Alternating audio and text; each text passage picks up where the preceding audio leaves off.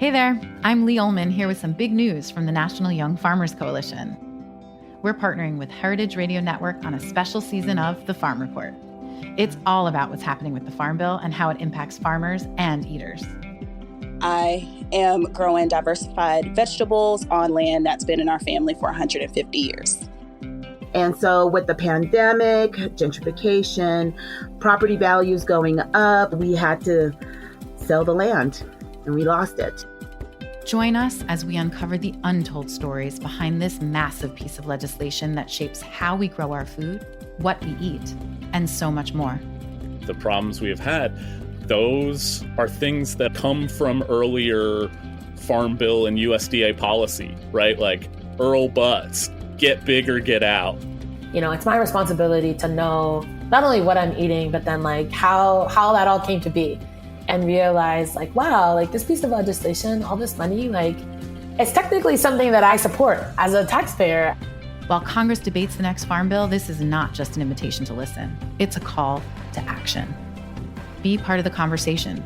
Subscribe to the Farm Report on Heritage Radio Network, wherever you listen to podcasts.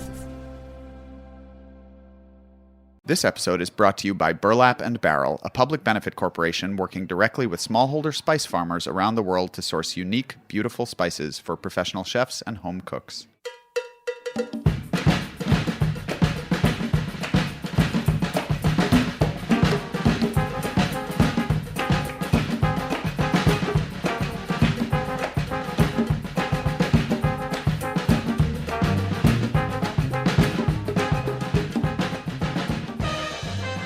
Well, hello. Welcome to All in the Industry on Heritage Radio Network. I'm your host, Sherry Bayer, and it is Wednesday, July 15th, 2020. This is the 257th episode of this series, which is dedicated to behind-the-scenes talent in the hospitality industry. Today, my guest is a top chef from the Caribbean, and I will be introducing him fully in a moment. First, as I do in every show, I will start out with my PR tip, and then later we will have my speed round game, industry news discussion, solo dining experience, and the final question. As the founder of Bayer Public Relations, I'm going to tip the show off with my PR tip of the week. So today's tip is to be your best ambassador. Whether you have an official title or your motive is simply from the heart, it doesn't really matter. What does, though, is that we take our position and our passion seriously. And we use our voices and our platforms to advocate for our causes, brands, and beliefs, bringing awareness to them for the better good. All we really have is our truth and our integrity. So let's take pride in what we stand for and be the best ambassadors we can, bringing a positive light to what we believe is right. That's my tip today. Now, on my last show, I had mentioned that my guest today was going to be Claire Reichenbach, the CEO of the James Beard Foundation, who had previously been on my show, and we were having her on again, but we had some scheduling conflict. So instead, I have a fabulous chef on the show who's cooked several times at the James Beard House, and we're going to hear all about that. So my guest is Digby Stridiron. He is How are you doing? How are you doing? I'm gonna let people know a little bit about you before we get to chatting. Yeah, He's a native of St. Croix, U.S. Virgin Islands, where he is currently the chef of Brada, Amma at Cane Bay, and Breakers Roar in Christensen. You could say that Digby was born into food, and we're going to hear all about that too. His restaurants have received numerous accolades, including USA Today's 10 Best Restaurants for his previous restaurant, Balter, in St. Croix, and Brada, that has been called the Heart of the Caribbean by Food and Wine magazine. He's a community leader and has served as a culinary ambassador for the U.S. Virgin Islands and received the 2014 Chef of the Year award from the Caribbean Tourism Association. And he also founded WICA, West Indian Chefs Alliance. So, hello, welcome to the show, Digby. Thank you. How are you doing today? I'm good. I'm better now that I'm talking to you. I was blessed. How are things with you? Where are you right now? Things are amazing. I'm here. I'm in the North Shore of St. Croix. So I'm at Cane Bay right now. We're opening up tonight. So we're just just enjoying the view. It's a beautiful day out here today. It's a beautiful day in the Virgin Islands.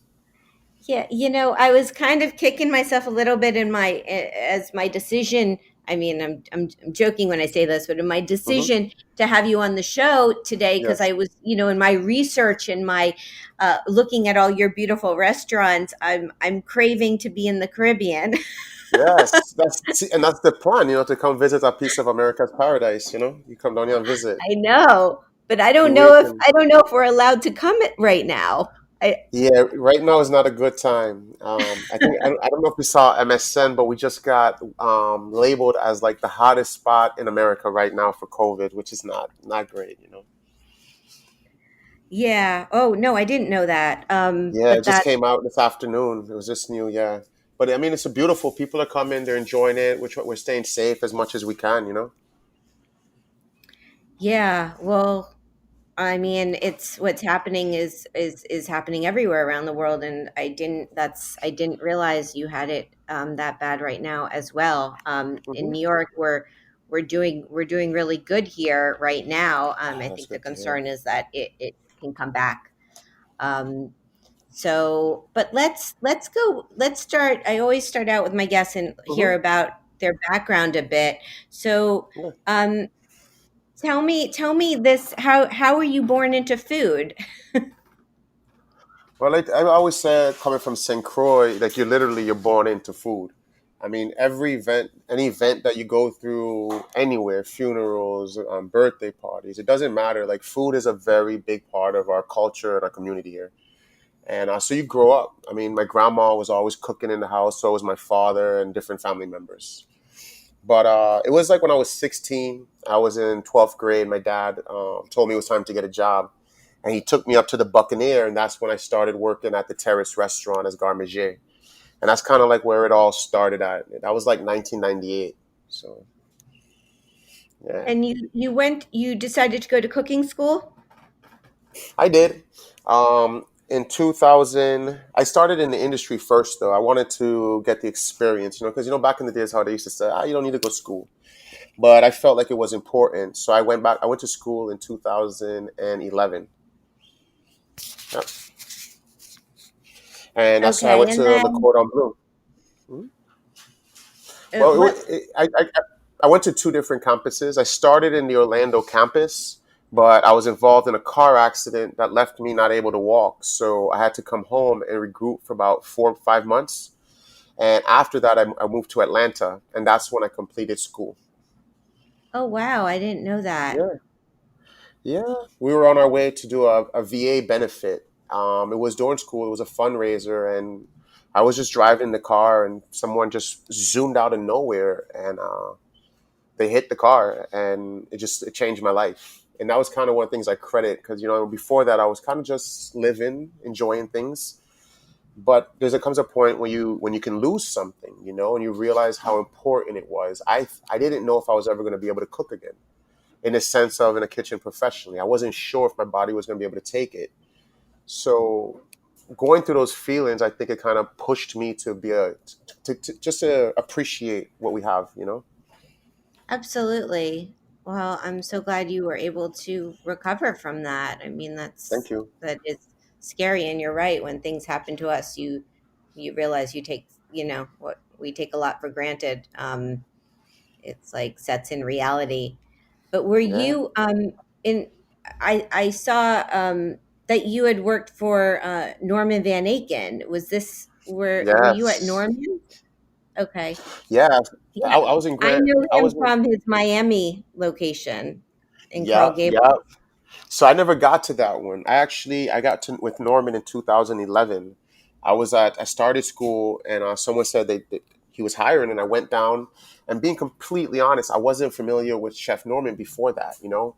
But when I get there, I'm meeting with Chef Camilo, and I'm looking at the menu, and I'm just like, yo, this menu is like, it's really cool. Like there's like plátano, and like it's speaking kind of like Caribbean food. And I remember walking through the kitchen the first day, and I'm passing through the not hot apps, but the saute station. And one of the chefs is sitting there doing the chicken breasts. and it's stuffed with like mofongo, and it's on top of like black beans, and there's like a plátano chip on it. I'm like, yo, like that's like my food. I could do this. Like, I want to work here. And for me, that was like a breath of fresh air, because prior to that, I had stopped cooking for a couple of years. I had left and I was just training in mixed martial arts because I wanted to find like more out of life. I was just kind of in that stage where it's like, what am I doing? Am I just cooking? Am I just working in restaurants? I want to do more. And I think coming out of that and working with Norman it was enormous for me. I started learning about ingredients and technique and why technique is so important. I started buying books and researching. I started thinking differently, and that's the kind of environment that Norman created in his workspaces. And it was a blessing, 100%. One of the most important things I did in my life was work under Chef Norman Van Aken. Wow. Yeah. No, he's very influential, and his restaurant. I had dined there, Hmm. and it was really special. I mean, it was a long time ago. So what led you to open your first restaurant in St. Croix, and Yeah. when did that open? This was Balter. Yeah. Balter, yeah. So I was working at Lumon Park, and that's when I got a job to come down to St. Croix and be an executive chef. But it didn't last long at all. I came down and we had this idea of the thought process. But once I got here, they didn't really want to change the menu from French to West Indian. So it just had like 3, 4 months where it was just event after event, just kept changing everything. I got offered the position to work as the culinary ambassador for the United States Virgin Islands. And then like 2 months later, I was awarded Chef of the Year, and I started really researching. And that's when like the energy started for Balter, and my business partner reached out to me. And the idea was we wanted to create a restaurant that was just as great as any restaurant in the world, but it would specialize in who we are as Crucians, not just West Indians. It would tell the story. So for Balter, it was important that the plates were made locally, that the concepts, everything wasn't just local, but it had a native feeling to it. So we really worked hard to not just create a farm to table or a sustainable project, but we really were trying to push wild to table, where we as chefs were going out and forging our own ingredients and finding new things, going back to the source where it came from, and just putting beauty behind of our cuisine. Because a lot of times when you see West Indian food or Caribbean food, it's always like the same setup. It's like meat in three, right? It's like, what meat do you want? And you get your sides, you get your rice, coleslaw. And the thing is, there's so much more to our culture and our cuisine, from the Tainos, the Kalinagos, the different Africans that came from different places. St. Croix, particularly for 270 years, we were Danish. So if you look at our bakery and our cuisine, it is different from other places, and I just feel that at that point, when people were looking at Caribbean food, it was just Caribbean food. And I'm looking at, Denmark, I'm looking at Lima, Peru, I'm looking at all these places in the world, they're doing all this amazing work to highlight where they're from. And I just wanted to highlight where I'm from and people to take pride in it, honestly. Yeah, and how many when did you move on from there? And I know you're Yeah. now involved with 3 different Yes. restaurants. Yes. Yeah. So there was just a little, we started Balter in 2016, and it was about a year and a half I stayed. And I would say I left Balter in August of 2017. I spent a little bit of time in Charleston. We were working on a project that never came to fruition, with me as a part of it. So that's when I decided that I really wanted to get back home and go back to the root of things. When we did Balter, I realized how much I jumped ahead as far as for the locals here. For a lot of people, they didn't really understand what I was trying to do. So my idea is I wanted to create Brata in place to say, let's work on authenticity. We're going to go to Frederiksted, which is the home that Queen Mary built. It's one of the first free towns. There was a big revolt there, labor revolt. And for us here, it's very important to us.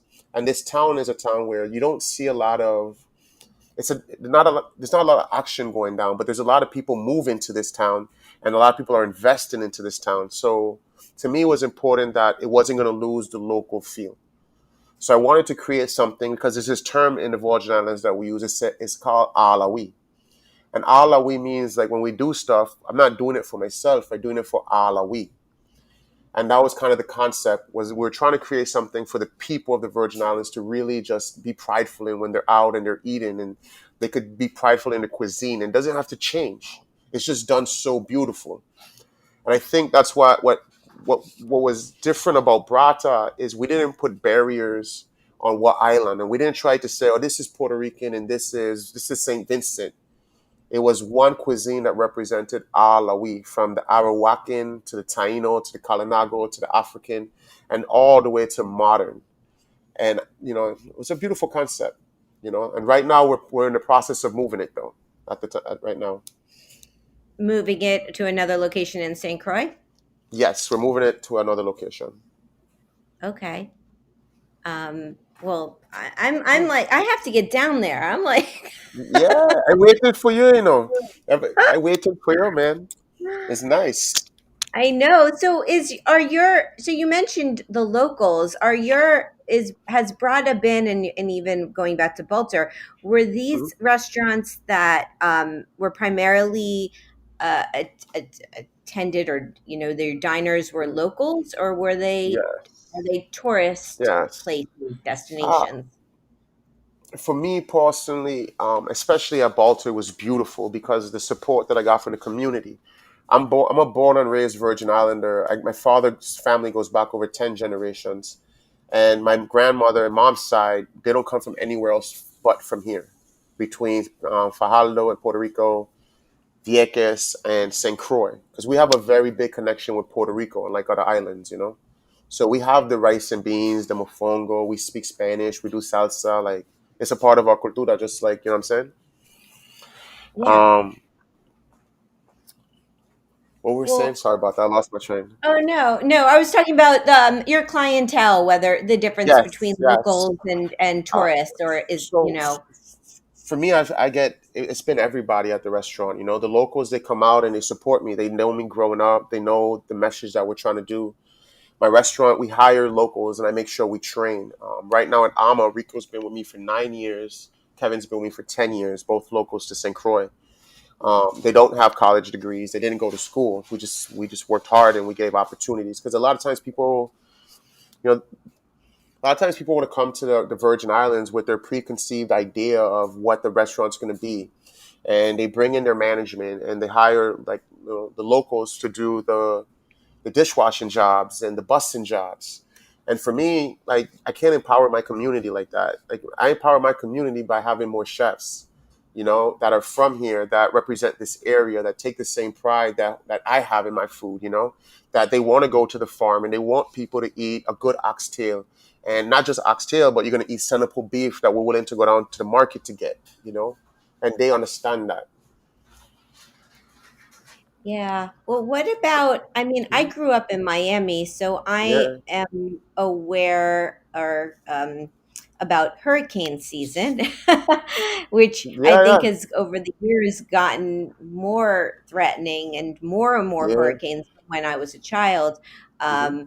So how, I know, I mean, you guys were really affected with Hurricane Maria. Yeah, But how, I mean, how do you deal with that? And and yeah, what did happen to you and your restaurants? Is that when yeah. you were thinking of moving to Charleston?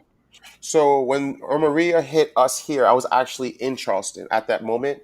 Oh wow. Um, yeah, I had just left. It wasn't even 2 weeks. I wasn't even out here for 2 weeks before that hit. But on general, because I've been here through hurricanes in my past, I've been here from Maryland, Hugo. I mean, my whole life. My very first restaurant I ever opened, opening night, was Hurricane Edward, and all the food spoiled.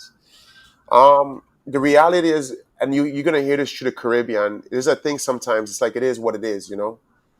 I can't control the weather, and I understand that. So when these hurricanes come, like, I don't, that chef thing goes down a little bit, and I become more like, I need to call my mom. That's what's important to me. Making sure we boarding up houses, going by the neighbors, making sure everyone's safe. Like, that's how my dad raised us. After the hurricane, You come out, I'm not, we're going to feed people, but the very first thing is everyone safe? You're going through the neighborhoods, you're checking on your family members, and to me, there's a sense of just community that sometimes we forget that. And the hurricane was always a reminder for us here that we are a small community, so Yeah. I ain't gonna tell you we welcome in the hurricanes, but we ain't scared of them. And when they come, we just take what it is and we move forward because as a community, we will always come together. The hurricane ain't gonna change who we are here. It's just gonna make things harder. But, I think it's the people here that it makes it easier. I remember when we did Maryland, my dad was like the next day, he has the whole community, everyone together, like, yo, we gotta do a community watch. We're gonna like take shifts. And I was like 12 years old or something, or 14, and we're like taking shifts, helping, keeping the community safe. And, that kind of mentorship and seeing that it's important, it helps build who you are. Absolutely. And also with COVID, that's Yeah. the new hurricane that came through. How COVID's has hard. that affected you? And did what's the status? I know you said you're moving Brada, but what's the status with Amma and Breaker's Roar? Yeah. I mean, COVID was hard and there's no way around it. All of us were affected, but there were blessings in it. Amma turned into a soup kitchen. We partnered with My Brother's Workshop and the World Central Kitchen.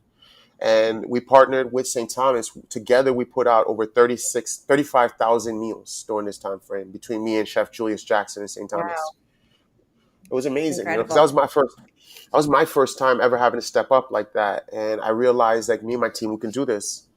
So we're at the stage where we're opening back up right now, and we're social distancing. We don't have the main dining room. We're using the upstairs because it's all outdoors, and we're just going very slow. With Breakers, we're taking a break and we're going to close this week. And we're going to spend this week because we're realizing it's going to be a little bit more long term and it's a smaller space. So we need to make sure that the decisions we're making isn't just for right now, but we're making decisions that's going to benefit us long term. And we're taking care of our staff. Um, COVID's hard because with my company that we have, it's not just the restaurants. We have hotels that are part of us and construction teams. And in the earlier parts of COVID, we lost a staff member to COVID. You know, Sorry. I understand, and Yeah, thank it's you. horrible.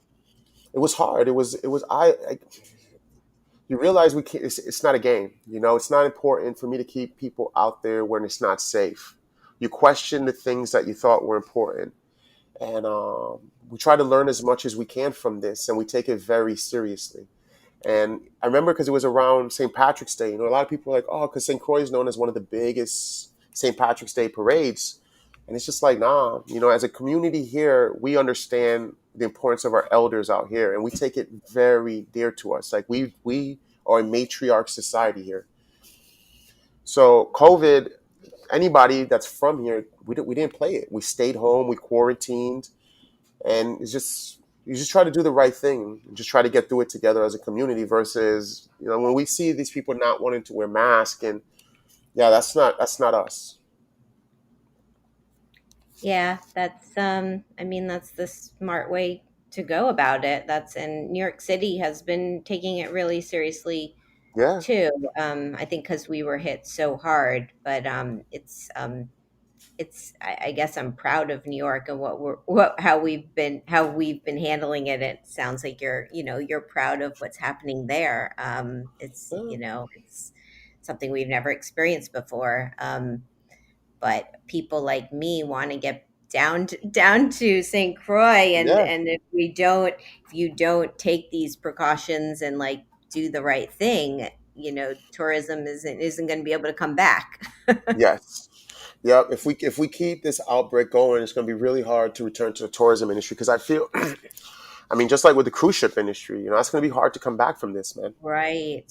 And I think we all are going to look at what we're doing and we're all going to be making changes. You've seen restaurants across America have been making changes.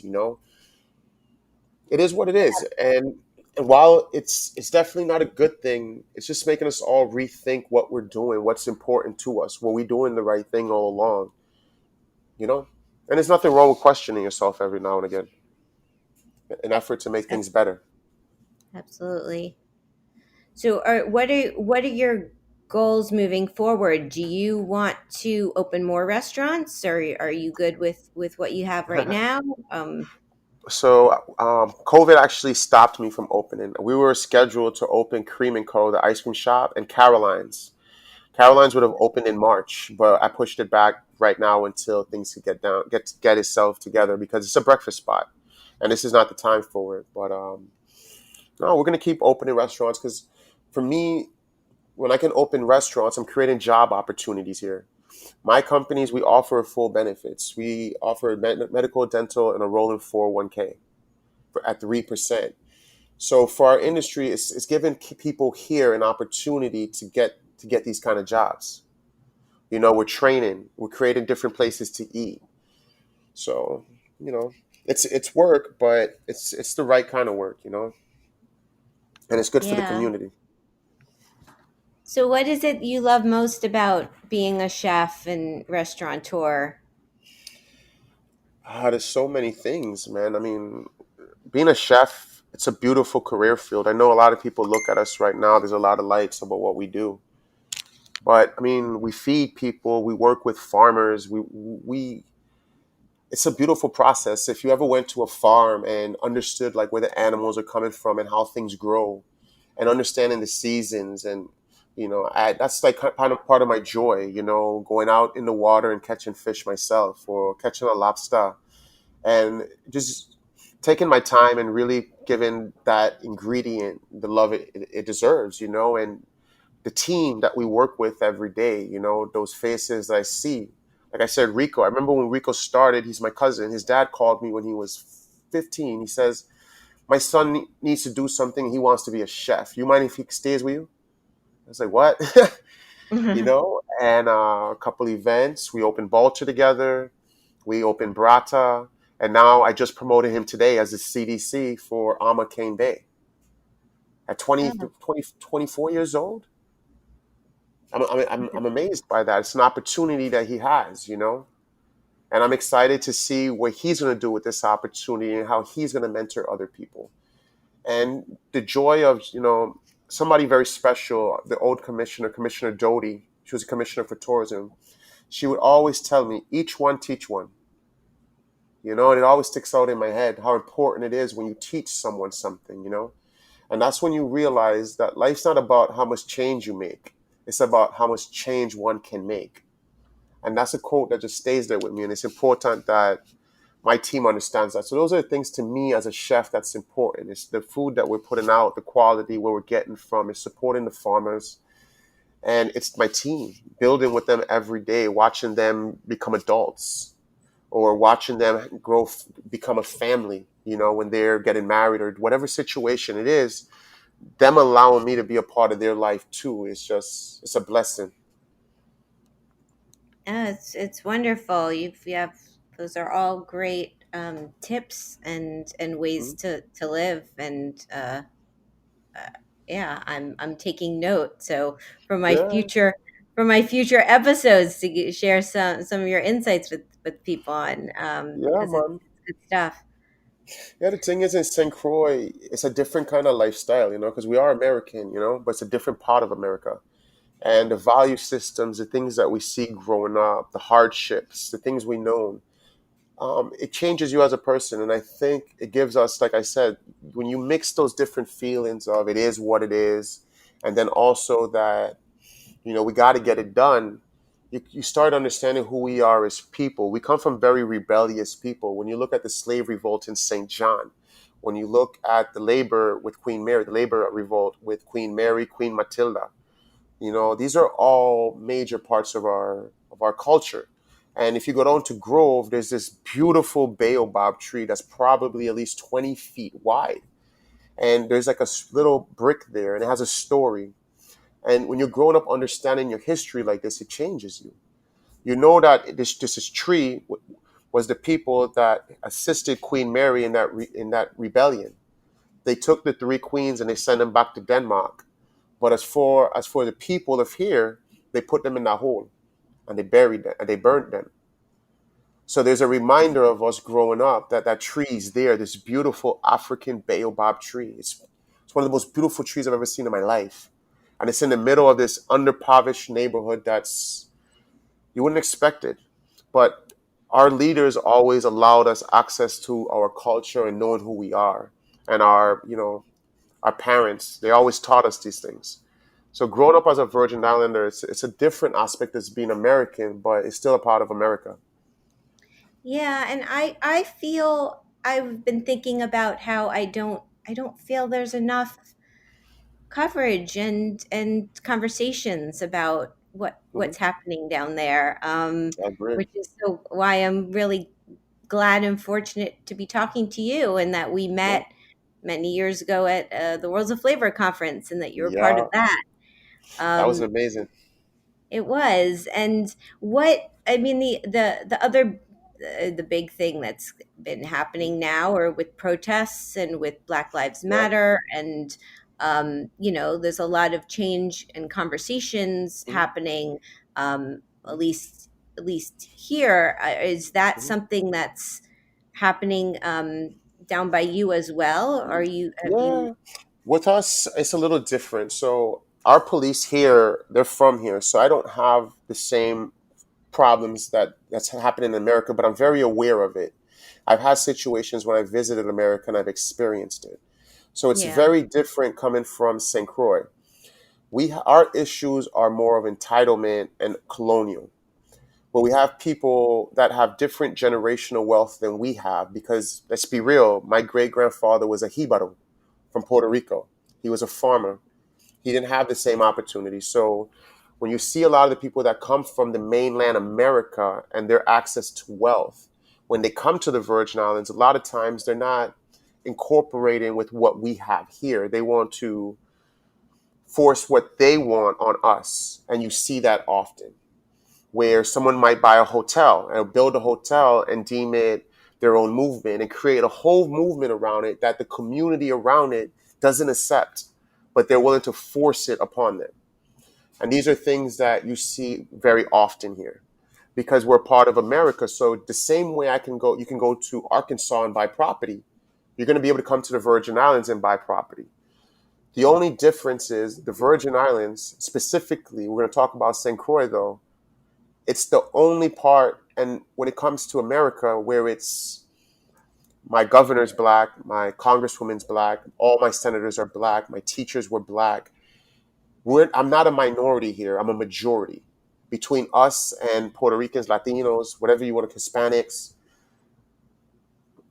we yeah, are the majority here. So there is that pride of growing up and seeing that, I remember when I first went to Mississippi in the military, I was really confused when people would talk to me about racist matters because I wasn't experiencing that growing up. I didn't understand that. That was something that I learned when I was in America. For me, growing up here, I saw more of an entitlement and more of that more colonialism aspect, not as much racism. yeah. It's interesting, and Yeah, thank you for sharing that. I think it's yeah. all of this It's bringing awareness and having these conversations is important, and knowing, yeah, the differences, and it it's is. It is because when I was seeing black restaurants, I'm always like, there's a lot of black restaurants here. Like actually, there's more black restaurants than restaurants that yeah, are owned from people that are not from here. And that's one of the amazing things that we have here in St. Croix because we did have like an oil refinery, Hovensa, and it was I'm not gonna say cool, but you had people from all over the Caribbean, from Trinidad, Jamaica, St. Vincent, Antigua, St. Kitts, doesn't matter. But people were applying for jobs at this refinery and they were getting it. They were making about $1,000 a week in the 80s, 90s, and they're bringing their families here with them. So very similar to how World War II affected America and the cuisine there is how we were affected here with Hovensa. Because now in St. Croix, you had Trinidadians, you had people from Antigua, and they come in with a moras. So next thing you know, you're watching all these little shops open up everywhere. You got ladies selling rotis and doubles out the house. And now you had this immense, just I don't want to say a mashup, but that's the word we use. We have a mashup of culture here. We have the Trinidadian double and the roti, Puerto Rican mofongo, while we're still making red grout, which is native to St. Croix and potato stuffing.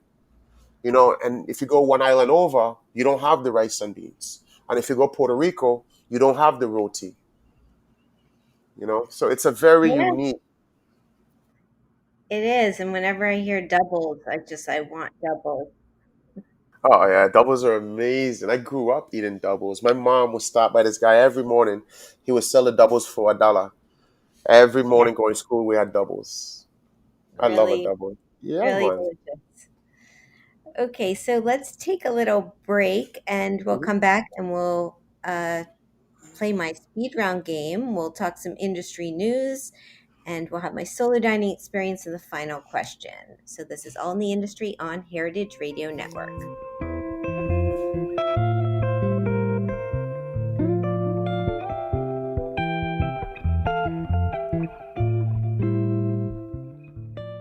I'm Ethan Frisch, co-host of Why Food and co-founder of Burlap and Barrel, a public benefit corporation working directly with smallholder spice farmers around the world to source unique, beautiful spices for professional chefs and home cooks. We set our partner farmers up to export their own crops for the first time, and they get access to a whole new market here in the US, and we get access to spices that other companies can't source. We're honored to work with restaurants including 11 Madison Park, Blue Hill, and Chez Panisse, as well as thousands of home cooks across the country. Visit us at burlapandbarrel.com.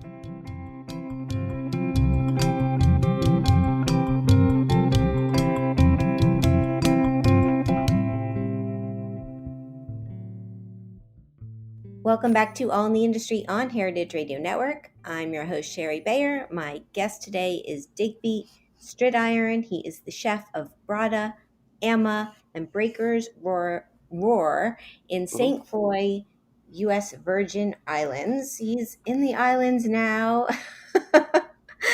which Mhm. sounds so lovely. And That's good. we're going to play my speed round game. So, Digby, what this is I'm going to name a couple things and you get to pick your preference, such as chocolate or vanilla. Chocolate or vanilla, cool. That's my sample question. Got It's it. optional to answer. So I get to ask. So there's more than chocolate and vanilla. It's just sample. Got it. Let's go. We're ready. Okay, here we go. I love it. Eat in or eat out?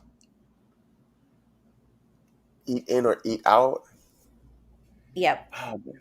And I got to give the preference like chocolate or vanilla. Well, which if you prefer to eat in or you prefer to eat out? Got it. Got it. Okay. So now you got me. I got lost. I got so excited. I got Chocolate or lost. vanilla was, do I'm, you prefer chocolate or vanilla? I know. I'm giving you choices. All right, I'm ready now. Let's go. I'm ready. Sorry about that. It's all good. So eat in. Eat in. Okay.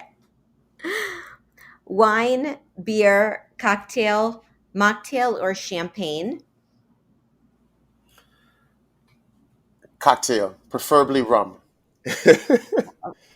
Of course, as if you could say anything else. Rum. Uh, What we say here, rum is boss. rum is boss. Yeah, that's what we say. A lot of expressions. How about a tasting menu or a la carte? Tasting menu. Small plates or large plates? Small plates. Communal table or chef's counter? Chef's counter. I gotta be honest. That's honest. I love a chef's counter. I love them. Tipping or all-inclusive charge? Tipping. How about soca or reggae? Soca. Soca, good for your soul. I was reading about one of your James Beard dinners, and it Yeah. said that you had the soca music. All night long. It feels good. Yeah, Soca just makes you feel like the Caribbean. It feels like love, man. It's like love. It's like love in your ear. yeah, sounds nice. Yeah. Okay, I got a few more. Yeah, man. Cooking outdoors on a live fire grill or inside over a stovetop? Outdoors all day, every day. Open Yeah, fire. and that was when last I saw you in Charleston, when you're cooking over a grill Yes. or That was fire. fun. Yeah, we were doing the curry. Yeah, that was fun with the Johnny cake. That was good. It The was, tu- it was, the and that was turmeric my water. last trip. Yeah, me too. That was like the last of it, yo. Because the following week, COVID shut down, and it was like, that was the last good time we had. Yeah, and the last way, I don't know if we're gonna see food festivals, in I that know. format, or how it's gonna change. So we were lucky to get that one in. That was like the last hurrah. We're the last ones to do the last food festival. No, Yeah, I know. That's no. sad, I love but food it was festivals. delicious, and I Thank you. saw you there, which is great, and you fed me. It's Yeah, terrific. yeah, man. Okay, my last two are cheese plate or dessert, Dessert. and Manhattan, Brooklyn, or St. Croix. Oh gosh, man. St. Croix all day. We got beaches and Obviously. palm trees. Yeah, we got music. I love New York though. I always tell people like New York, like I got to get up there because it gives me this feeling, this energy. New York is so contagious, and there's so much going on. And every time I go there, I just leave there so inspired. I love it up Yeah, there. that's good to hear. Like, you Yeah, need us and we need you. no, 100%, man. New York. There's so many big moments for me in New York. When we did the Chef of the Year, that was one in New York. James Beard dinners. I've done, You've done man, many. between St. Croix, because we've done four in St. Croix. I've done a couple at the Beard House, and we did a couple on the road. I've done, I want to say, like 11 to 13 of them or something like that in the last 4 years. So That's we've been keeping incredible. busy. Yeah, I really believe in the James Beard House, man. I'll be honest. Like, to me, it's not big on like the awards and all this stuff because, I'm in the Virgin Islands, so I understand how the voting goes. So for me, it's not really about the award. It's about one, the advocacy and what I was able to learn. In 2014, I was just a guy from St. Croix, the culinary ambassador, and they invited me to the boot camp. I didn't realize I had a voice. I didn't realize what I can do. And they activated me to become that person, and they believed in me. And even over the years, they've mentored and sent me things that they continue to allow me to speak for the people of the Virgin Islands. And one, to me, the coolest thing out of everything was when Rico was going to school. He didn't get the scholarship, but he was able to apply for a scholarship through the James Beard House. And there was like the little box that said VI, and it was cool. Yeah. It meant a lot. You know what I mean? You watch how we were more incorporated now versus like 10 years ago, you know, Yeah. we had a voice in the Beard House, and it's cool. And I appreciate them for everything they do. So that's why I always try to raise funds for them and advocate for them. And they got to be around for a while. They're Yeah, and they're important. doing a lot of good work now with COVID and Black Lives Matter. They're Mhm, having like tons mhm. of seminars, and I've tuned into many of them. They're doing really good work. So okay, so for industry news, I picked up this story that kind of blew up on, I guess on I found it on Instagram stories more than anything Mhm. else, but there was an article in the Los Angeles Times, and the title Yep. is Squirrel Owner Jessica Coslow Addresses Moldy Jam and Food Safety Allegations as Former Employees Speak Out. This article is by Yeah. Garrett Snyder. And I mean, I've now been to Squirrel. I've been there twice on Los Angeles trips. I don't know. Have you ever been there, I Digby? have. I haven't. I haven't been there. I've been to Los Angeles only once, but I haven't been to Squirrel. But Yeah. I was familiar with the restaurant. I was very familiar with the restaurant. Yeah, well, that's I mean, that's interesting, or that's like kind of why this story is a big story, because Yeah. here's your guy from the Caribbean who's, of Squirrel. It's about in LA. I mean, it's a Hmm. very popular restaurant, Hmm. and I've had their ricotta toast with jam, and Yeah. it's been delicious, and I know Jessica Coslow's gotten a lot of press, and Hmm. she's very, it's a extremely popular restaurant. And so the Yeah. story is coming out about how there's this mold situation with the jam, Hmm. and she also has a book coming out like next week Yep. on a squirrel jam book. And it's Yeah. just, I think people are wondering, first of all, like, I mean, it's the safety and the health reasons, and all of this that's going into how she was operating, Hmm. um, but how is this going to affect the business? And I mean, it's Yeah. like, it's a big, I think it's a bigger story because she is a, is a bigger, a chef who's very well known. Yeah. I mean, this is a tough one, man. I read it yesterday, and also read the different sides of it, where she didn't understand that the mold would get down that far and different things like that.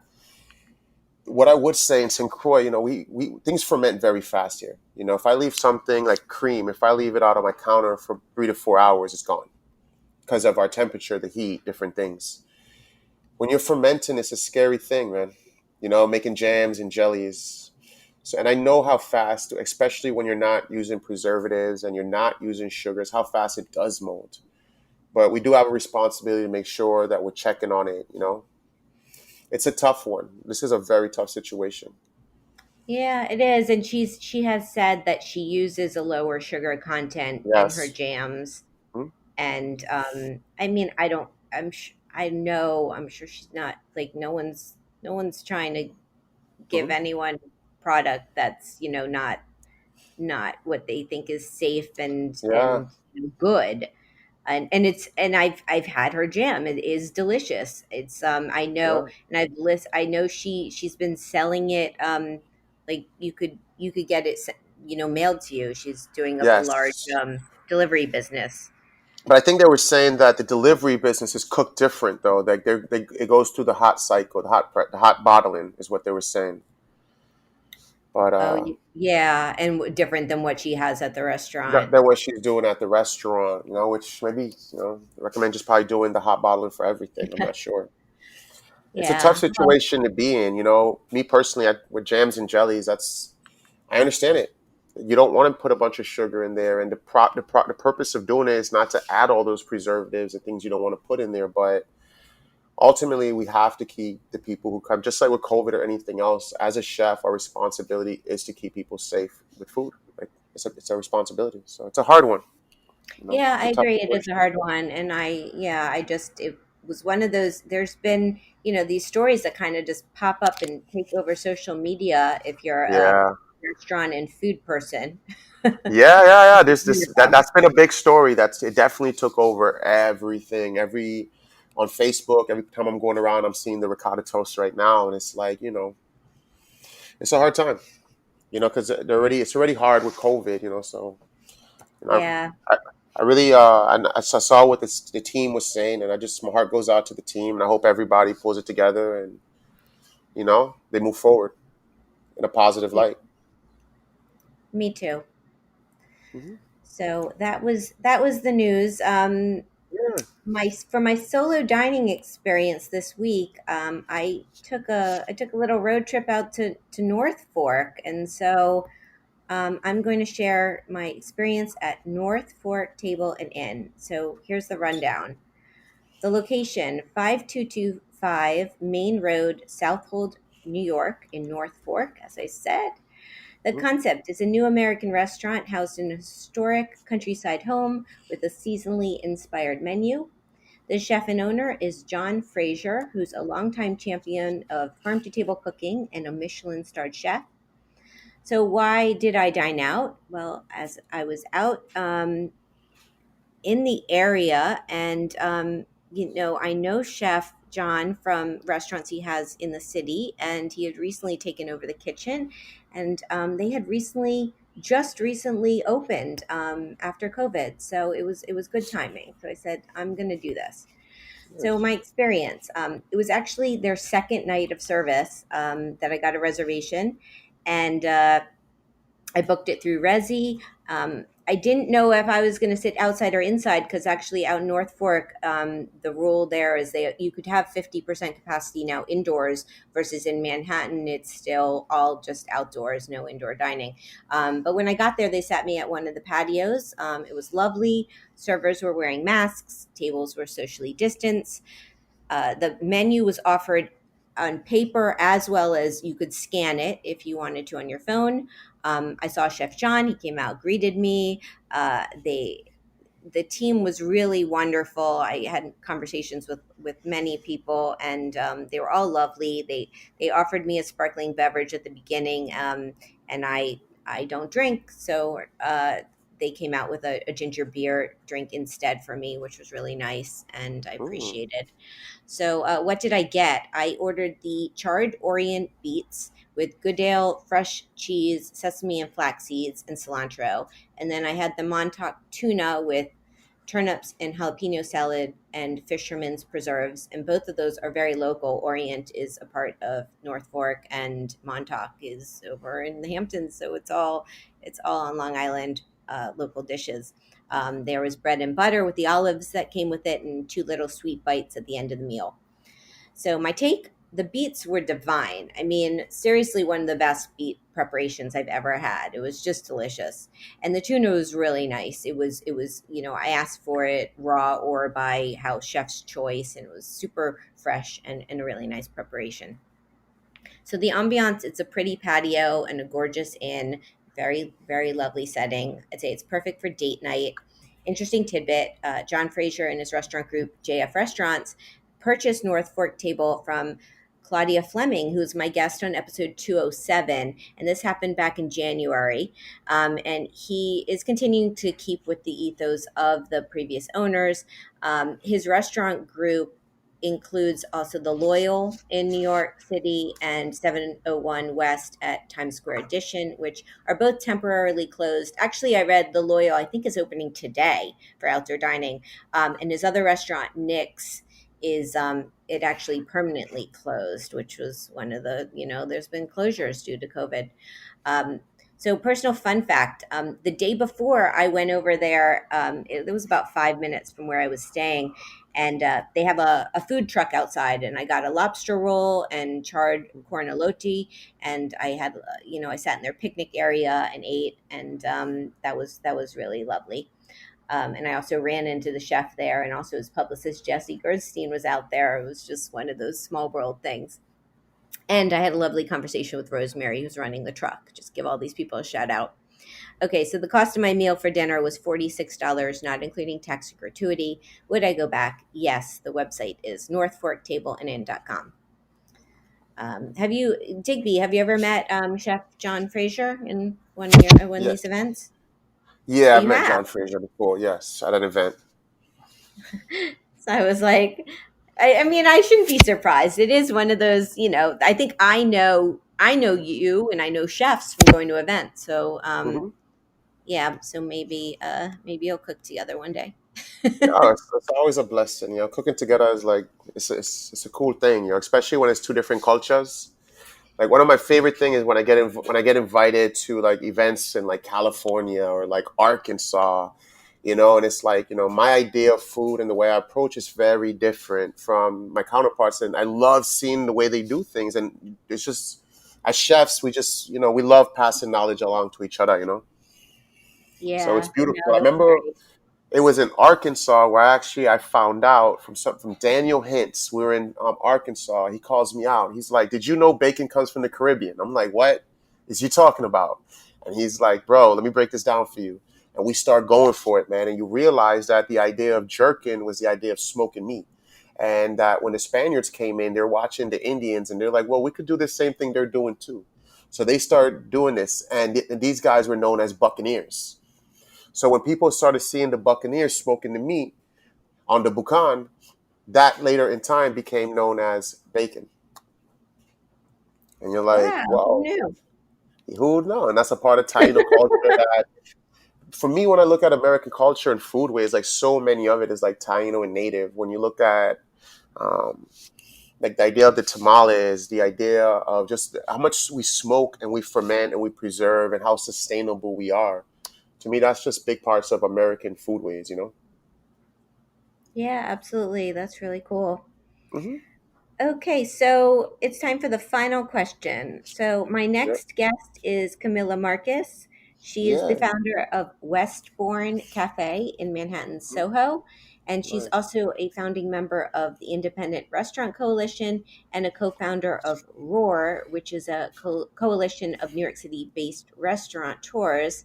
She's been very active, fighting for restaurants. It's been great to see her work, and I've been to a restaurant, Westbourne, and it's lovely. So, Digby, what would you like to ask Camilla?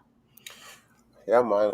Camilla, I would love to ask in in respect to everything that's going on right now, what is the best way for me to go to my congressman or woman and ask for change and to advocate?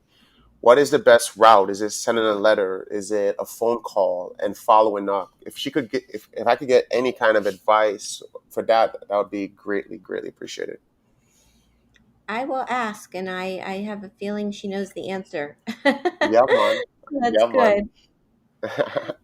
Yeah, man. Well, this has been so joyful to talk to you and connect, and I wish you the best, and I really hope I mean I'm not joking when I say I want to get down there. I really do. Yes. I've been to many parts of the Caribbean, but I have not been to St. Croix.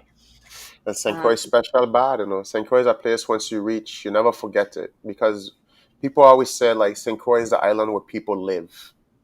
It's a different vibe. If you look at the chain, you realize we're a little bit off the chain. And that definitely changes how things are here, you know? So we yeah, definitely gotta get you to come down here, man. We're gonna work on it. We'll make it happen for sure. We know that. We got that. I love it. Yes, we're going to work on it. Thank you. And I wish you the best with your openings and everything happening. And let me know when when you can get back to New York City, and we'll connect here as well. Always, Sherry. Yeah, So man. And thank it's you so always a pleasure much. talking to you too. And I appreciate you giving me the link up today, yo. Really, I really appreciate it. You're welcome. My pleasure. All right. My Cool. guest today has been Digby Stridiron. He is the chef at Brada, Ama, and Breakers Roar in St. Croix, U.S. Virgin Islands. You can follow him on Instagram at Chef Digby. And you can follow me at Sherry Bayer, at Bayer PR, and at All Industry. My Facebook page is All in the Industry. My websites are BayerPublicRelations.com, SherryBayer.com, and AllInTheIndustry.com. And all of our shows are archived at heritageradionetwork.org. We are also on iTunes, Stitcher, and Spotify. Thanks to my engineer today, Amanda Wang, and thanks again to Digby. I hope you will tune in next week when I'm back with Camilla Marcus. And be safe and be well. And thank you for being part of All in the Industry. Bye.